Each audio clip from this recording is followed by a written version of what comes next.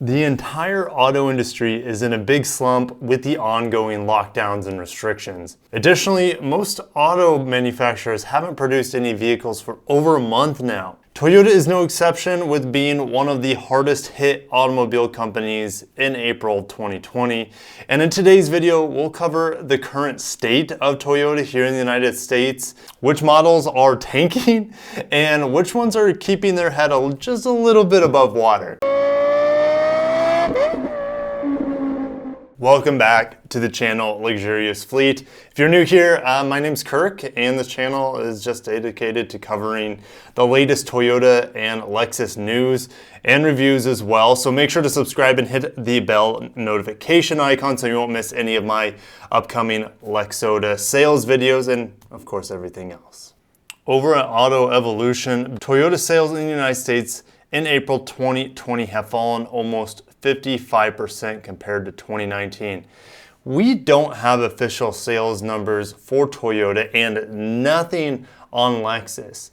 Typically, Toyota will post their April sales numbers on their newsroom or press rooms. It might be so bad that they're not sharing it with the common public and leaving it more towards the traditional press.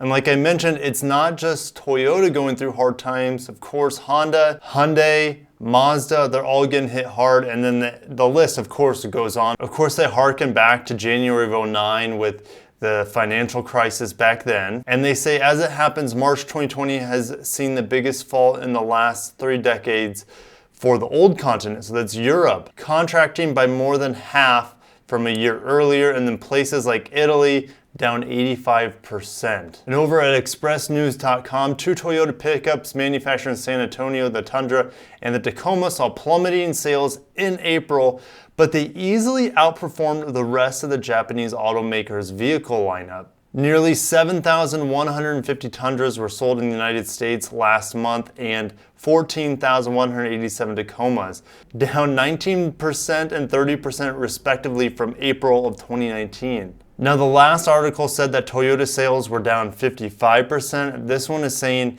a little bit more accurate at 53.9%.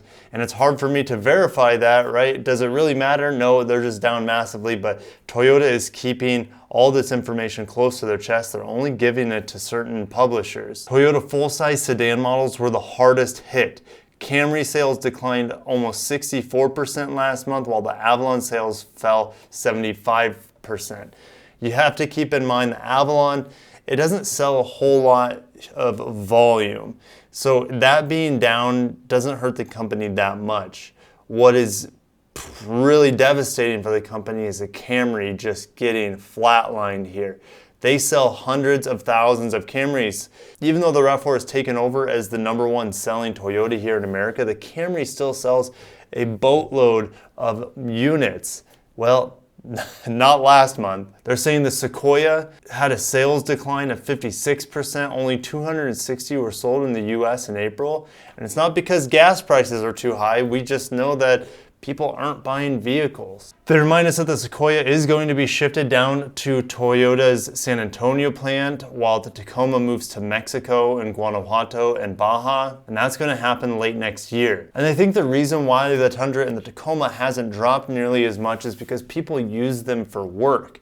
They're not necessarily a keeping up with the Joneses sort of purchase. They are an absolutely necessary thing for workers. Toyota officials attempted to put a positive spin on the overall April numbers, saying about 85,000 vehicles were sold in the US in April, and it was better than the 50,000 they expected to sell because of the pandemic. They really set the bar low for themselves there. I'm surprised. They're usually pretty good at predicting things, right? This pandemic is completely unpredictable at this point, but they outsold themselves massively. Now, Bob Carter, Toyota's head of US sales, says we've hit rock bottom.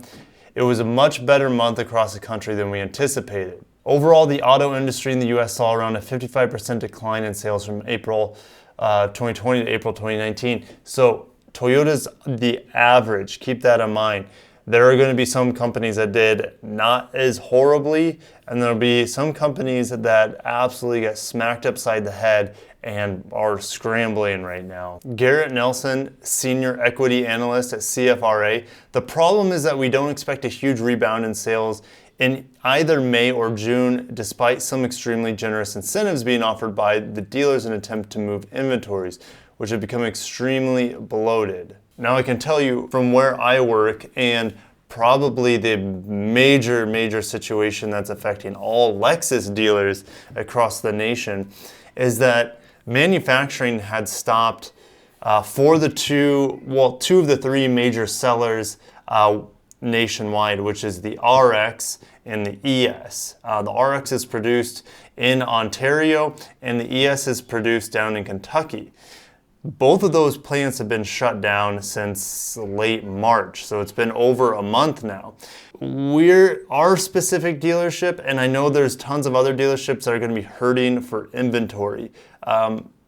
Certain areas were affected worse than others.